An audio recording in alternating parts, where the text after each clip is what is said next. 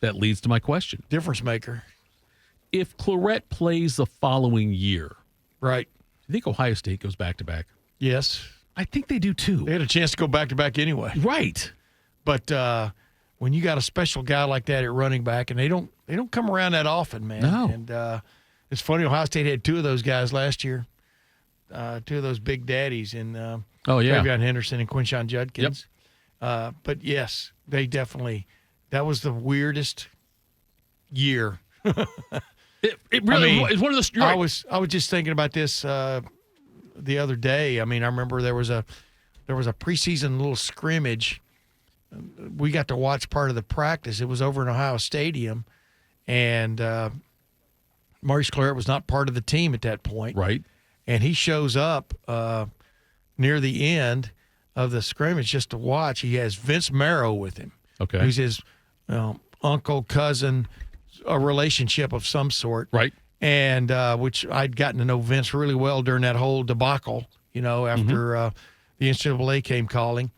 And I remember everybody, after the thing was over, everybody left, meaning the media and the team, and Maurice was still there, and so was Vince. And I just walked kind of like, walk backwards, make it look like you're leaving. Sure. But I walked backwards, for one of another term, back into the stadium and sat there and talked to him for like 20 minutes. Okay. Whereas all the other media left, and we hadn't gotten to talk to Maurice Clarett for a long time there. And I remember, I think it was Bruce Hooley going, man, I'm always worried when Tim May, when I don't see Tim May where we're supposed to be. I mean, it was just weird because I'm not bragging about that, but it was just the strangest of times because we kept asking questions. I remember they had the captains there. It was Will Smith and Craig Krenzel.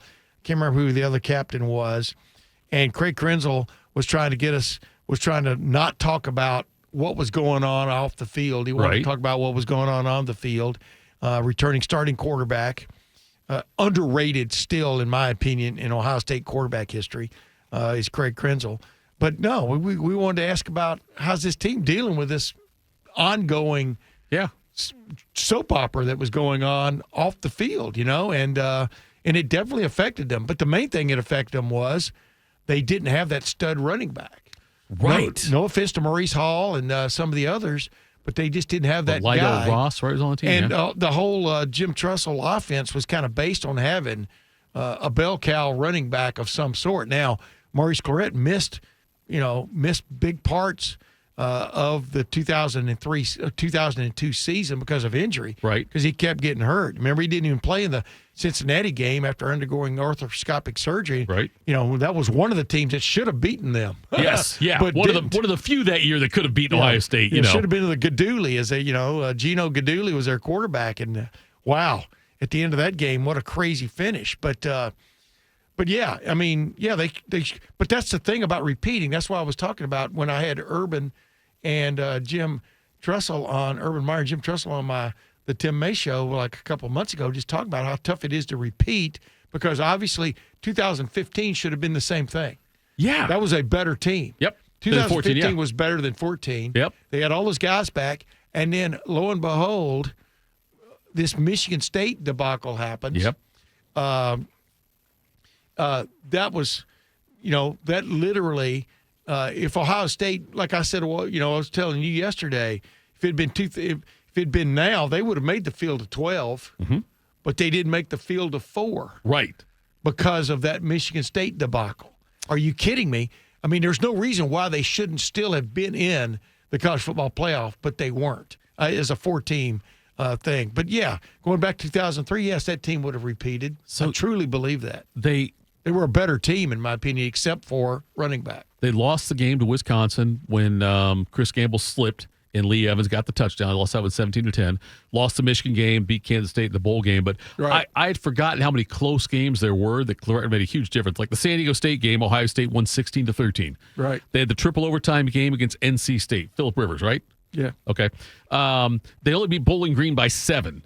They beat Penn State by 1. They went to overtime with Purdue, and that was at Ohio State, and they won that one 16-13 before they lost to Michigan.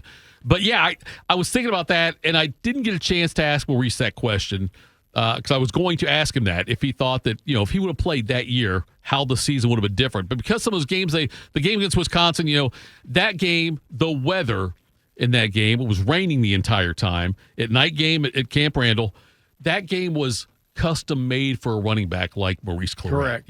The difference he could have made in that one. But Wisconsin hits a freak play to win it. That's what it did. That's what it was. Yeah, and that was also the Robert Reynolds. The choke game. Yeah, choke game. Yeah. But that team. Speaking of Anthony Schlegel, the way you have to put the wild hog out of his misery. Right. They didn't. That Wisconsin game was their first road game that year. It was October 11th. They played 5 home games before the Wisconsin game. Ohio State went in ranked number 3. Wisconsin was number 23 in the country. And what a great atmosphere that was. That was I think maybe the last road game I went to. Really? If I'm not mistaken. Yeah, that's the Ohio State-Wisconsin game out there. But and then they come back, they beat Iowa, like I say. Then they win at Indiana, at Penn State. They beat Michigan State. They go up to number 4 again in the country, and they lose to Michigan. And then had the blowout over, I should say blowout. It was a close game, but I thought they dominated Kansas State in that Sun Devil Stadium there in the Fiesta Bowl. Yes. But that team, and I think Bobby said that as well, like that team was better than the previous year's team, the 03 team. And we know all the close games they had in the 02 season. But yeah, that was one of the. It's weird. Well, let me jump in there. But that's what I always tell people. When it comes to a national championship college football team, you got to have the players, but then you got to have the magic. I mean, eventually the chemistry comes along as you play, right? But then there's got to be magic a few times, to finish it off. Sure. I mean, just like with Georgia when it won back-to-back national championships, the magic was. Magic, maybe. I mean, not really. Yeah. But when Marvin Harrison Jr. gets knocked out of the game. Right. And Ohio State had already lost Cade Stover in the first half. And Ohio State has a chance, but then gives up, in that fourth quarter, gives up a big pass play. Yep. And, they thought that bugaboo was off their back. Yeah. Because that's what they had given up the year before, remember? And and so they thought they had tamed that. No, they had not. Right. And it just takes all these little things plus a little bit of extra. And the thing about Maurice Clarett was he brought magic on occasion. Ripping the ball out of Sean Taylor's hands. One of the more amazing plays. Yes, one of the more amazing plays in Ohio State history. Down the left sideline that set up the go-ahead touchdown against Michigan. Maurice Hall scored the winning touchdown on an option pitch. But that wheel route, I mean – and the thing about Maurice Clarett, if you ever watched him during a game, when he wasn't on the field, he was standing within 5 feet of Jim Tressel. He was always right. Yeah, yes, all the time. Yeah, I mean, he knew football. It was pretty crazy what he meant. But it's too bad things went the way they did. It is. I agree. And, like I said, it was a 2-loss season and one of the stranger seasons.